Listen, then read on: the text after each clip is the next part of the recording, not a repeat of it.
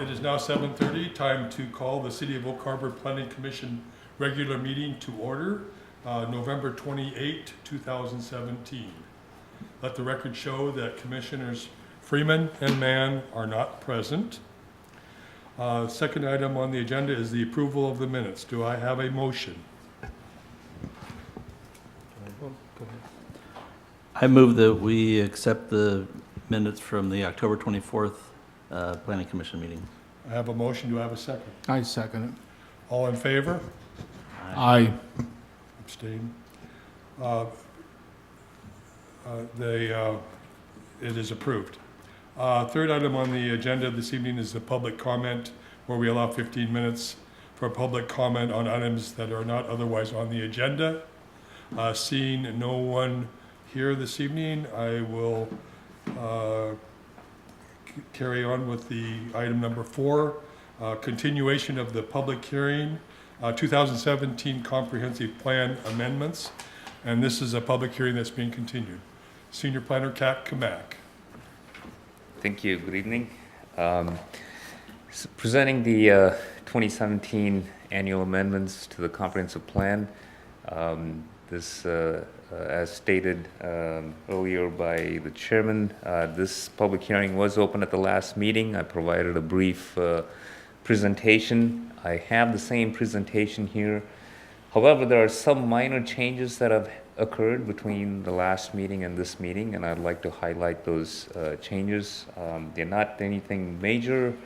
However, I'll just speak to them, speak about the changes here in a little bit. So I have the process here. We went over this at the last meeting. We start our process annually in October of every year, requesting applications from the public if they want the city to consider any amendments to the comprehensive plan. We go through a extensive process of advertising the preliminary docket, having a discussion at the Planning Commission and the City Council, eventually approving it in March. We then work through the amendments, and then we start some of the state-mandated processes. At the end of August and September, we have to send notices to the Department of Commerce. We have to do SEPA checklist for these amendments, and we start doing that in August, September. And we're right now in the final stages of holding hearings on the amendments with the adoption before the end of the year. We've already started the 2018 annual process as we did last time, so this is just a cyclical process that we go through.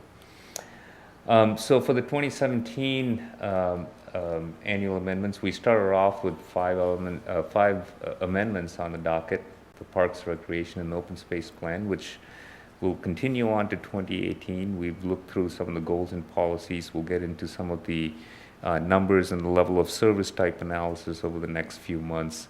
So that work is ongoing.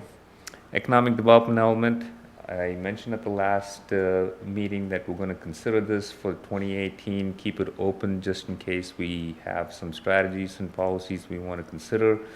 We're still thinking about that. However, one of the changes that has occurred between the last meeting and this meeting is an addition of a policy in the economic development element that we'd like to consider for this amendment cycle, and that's basically to strengthen the connection between the CIP and the economic development. And I'll touch upon it a little in my next slide. Urban growth area resizing, this is related to the conversation that we've been having with the county. This is primarily considered with, mostly on the JPA boundaries being considered for expansion. As you know, it's a continuing discussion, so we're keeping that portion as well open, and we'll see what comes out of all our discussions with the county next year in 2018. The capital improvements plan, 2018 to 2023. This is going forward as an amendment this year.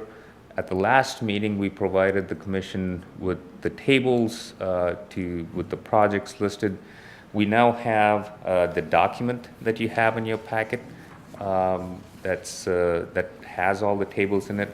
However, there are some minor changes to that as well that as we were preparing for this meeting, we made a few minor changes, and all of you should have a copy of the recent tables And I'll go over the changes that we addressed on them shortly.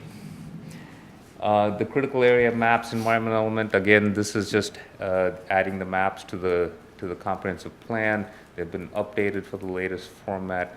The information that we have is nothing generated locally. It's mainly state and federal sites that provide us this information, and we put it into our GIS layers and now have those maps. These are reference-only maps mainly, and they allow us to implement policies or during development review, guide applicants through critical area review processes and so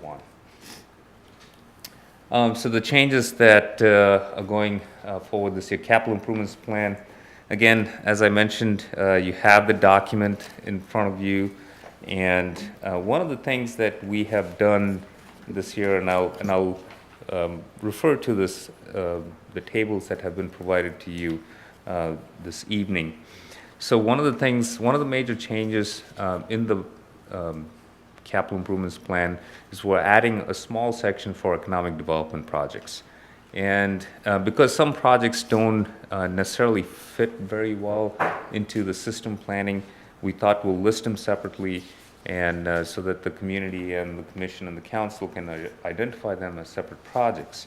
So if we look at the very last sheet, which is page 24 of the copies that were given to you this evening, that has that economic development section.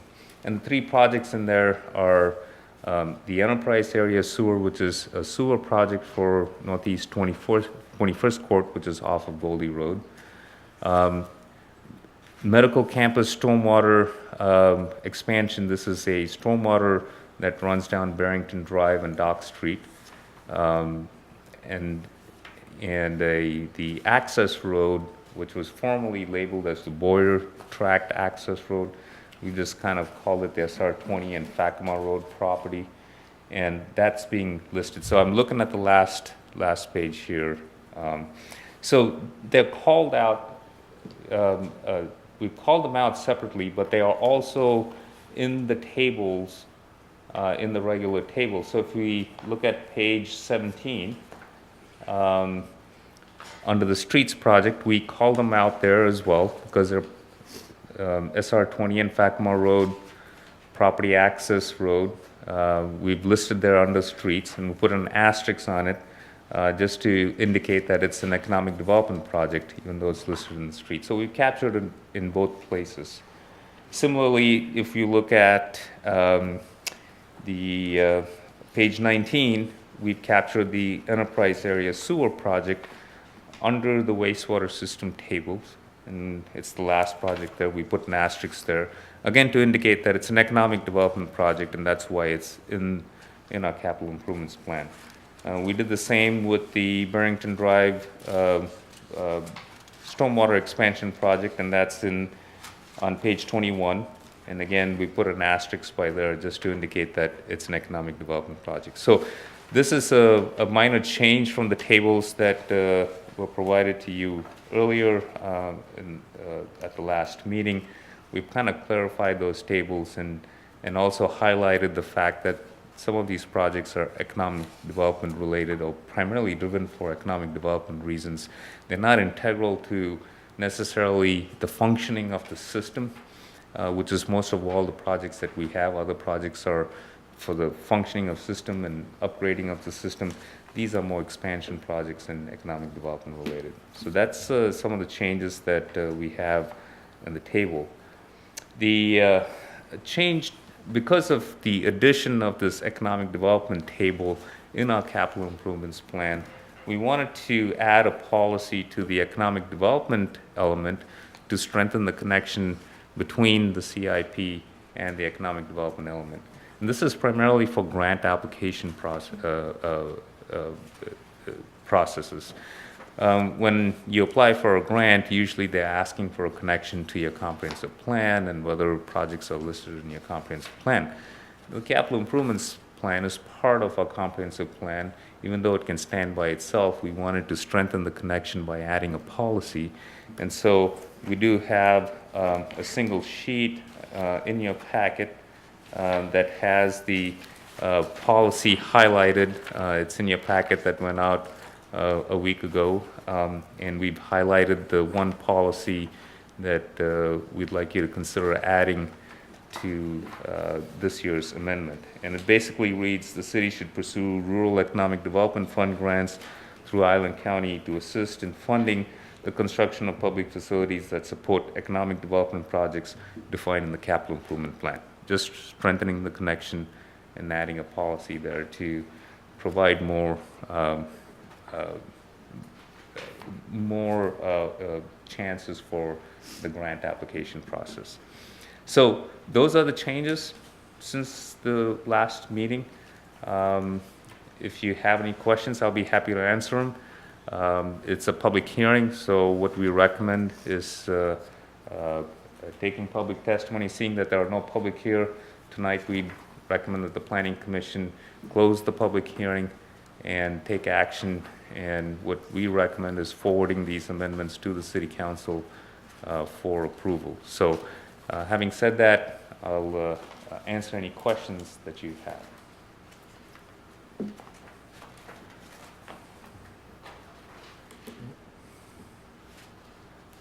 Any comment, Al? Sure.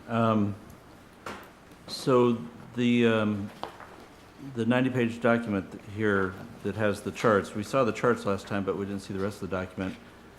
I've gone through every page, and it's hard for me to see if there's any changes to any of the text other than like dates. Is there any changes to the text other than just putting new charts in, essentially? From the The previous previous- meeting to this meeting? No, from the previous document. Probably not. The only other text that we may have updated is, which you may not have in your packet, is we updated some clean water facility information in the written information under the sewer. It's on page 11.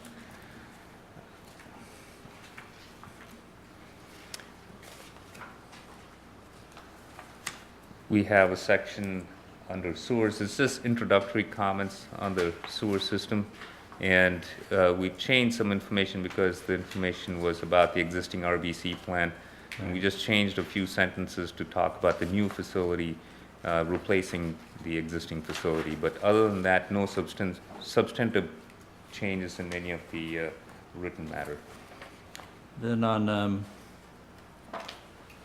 page 27, the general fund revenues chart, and this may just be an accounting thing, all those numbers are in red, all the rest of the numbers and all the other charts are in black. Is there some significance to that? Yes, it's just that we're presently working with finance to get those updated, and we just weren't able to put the updated numbers in, so we've highlighted them in red so that we remember to do that. Okay, so Yeah. those are subject to change and fine tuning. Yeah, finance is reviewing the numbers that we had from last year, which are still reflected here, the 2018 through 2022, and they're going to give us the 2023 numbers as well. So when we send this forward to the council, we'll have this table will be updated, as will the next two tables on the next page, page 28, table 5.2 and 5.3. It was an oversight on my part that I didn't have that on our radar screen as we were putting this document together. On page 19, that new chart that you just gave us, I see that you added in the enterprise area sewer northeast 21st court for 765, took off the northeast 21st sewer line extension for 150. Is that something that is rolled into it, or what? It Is that is. just being postponed? It's the same project. The 765 is a more accurate estimate from our city engineer that rolled in pretty late, and so that has been upped to reflect that amount, and so that has been reflected in. You'll see at the bottom that the grants section has also been updated to 765 because those economic development projects are grant dependent. And then the same thing on the next page, 21, where the number was 150, now it's 145? Yep, that's also updated with the most recent numbers. Okay. Then I've got a question about the maps. Is that okay to bring up now? Sure. The very first map in Appendix C, which is city boundaries. I thought that the property on Fort Nugent got annexed in to the city last summer sometime. Yes, and I have that circled on my copy as well, so we'll update that before it goes to city council. Yeah, all the maps that show the city boundaries are all showing the same thing there. And then I had one other question, which I can't find my yellow sticky. But it's about all the critical areas maps, which I know we talked about last time about how you guys don't generate these. These are mostly generated by the state and the federal government, and that some of the stuff is not necessarily fully accurate, and I presume that's why you said it's for reference only. It can't be relied on as being necessarily accurate. So I don't follow exactly why we even bother including them if we know that they're not going to be reliable. I mean, it seems like a lot of work for you guys to have to even go to Yeah. adding this stuff in, if you know that right off the bat, as you're adding them in, that, We do need that information while doing development projects and project planning. So frequently flooded areas, when we have property that's covered by that, we ask development applicants to provide information or do surveys related to that. If there are geologically hazardous areas, we make sure that they do geological reports to make sure that they're in or out, or, I mean, as we get information, it gets refined, but it clues us in to ask those questions at the time of development. So these maps are used in that way, but when we come down to the project, we allow for the development application and their experts to give us more information related to that. and it looks from what I remember of the FEMA flood maps, that these are the current FEMA flood maps. These are the ones that went into effect, Yes. yeah, earlier this year. Okay, that's all the questions I have. Thank you.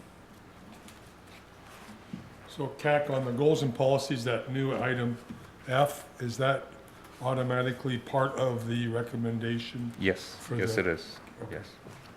So it doesn't have to be dealt with separately then? No, I think the language at the end of the report includes that as well as part of the recommendation. Commissioners, any other questions, comments? Okay, see none. Can I entertain a motion from one of you gents? You may want to close Yes. the public Oh, hearing. I'm sorry, yes. Well, we can do that, yeah. Yes, I'll close the public hearing, seeing there's no public to make comment. Now, I moved to recommend approval of ordinance number 1816, adopting the 2017 comprehensive plan amendments, which consist of an updated capital improvements plan, addition of an economic development element policy, and updates to the environmental element to include critical area maps. I second the motion. okay, all in favor? Aye. Aye. Opposed? Motion passes. The next item on the agenda, the last item on the agenda, is the announcement of the regular business meeting will be December 12th, 2017. That's 2 weeks from this evening. And if there's no other business, I'll call the meeting adjourned.